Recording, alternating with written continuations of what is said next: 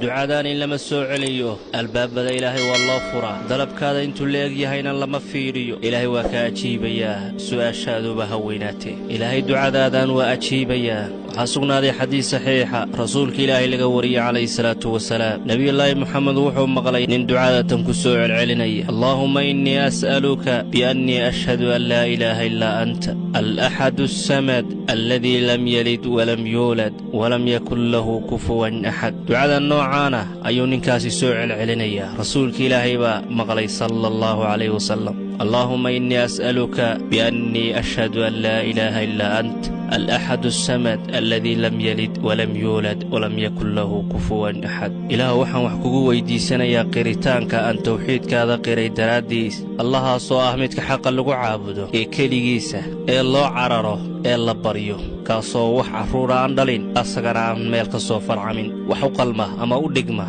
والله قرب ديك كرنا أي سجرين الله ساد ويديسنا يسا وحد ويديسنا يسيدي باهذا ربك ساد وشيغان يسا جل جلاله هدي عريري كسو وجهه دعاء تنسوع عليه إلهي فضلك والله أقبليه من اللي كسوع عليه دعاء هكا أكفوغان عريري النوع الضربة هالنقضيه فرج كيساد هليسا إن شاء الله سوع العلي مرو البكو وردي اللهم إني أسألك بأني أشهد أن لا إله إلا أنت الأحد السمد الذي لم يلد ولم يولد ولم يكن له كفوا أحد رسولك إلهي مركم مغلين كان وصدان دعاء سنية أي النبي محمد وحير عليه الصلاة والسلام والله ما قدرته إلهي بكبري كان مقع إلهي وينك بدن مقع يسكوينين magacaasoo haddii ilaahay lagu baryo oo ilaahay qofka baryada ka ajiibayo magaca kan oo ah ducadan haddaad ilaahay wax ku weydiisatid ilaahay waa ku siinaya waxaas aad ka doonaysid haddaad ku baridid ducadan ilaahay waa ka ajiibayaa waxaad doonaysid buu ku siinayaa waxaad ka cabsanaysid buu ku dhaafinayaa caafimaadkaad rajaynaysid nooc kastuu yahayba ayuu ilaahay ku siinayaa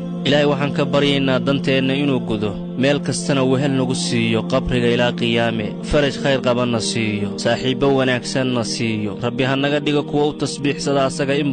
badan asaga xusa ilaahay sababtiisaan ku soconnaa wax ku arkaynaa asagaa qofka dhibaataysan ducada ka ajiiba ilaahu ducadeenna aqbal meel kaloo aan magan galno u cararno ma jirto oo xagga ilaahay aan ahayn ilaahu noo hibe wax kastoo wanaagsan oon rajaynayno adduuniya aakhiro naxariistaada iyo deganaanshahaada allowna dul saar shay walba rabbiyo waad awooddaa ilaah adduunyahana siiyo wanaag aakhirana wanaagana siiyo cadaabkana ha naga ilaaliyo ilaahay waxaan uga baryaynaa qof walba oo ducadan iyo dikrigaani sii faafiya inuu hamiga ka qaado murugada u dhaafiyo faraj khayr qabana u siiyo ilaahu qofka ducadiisa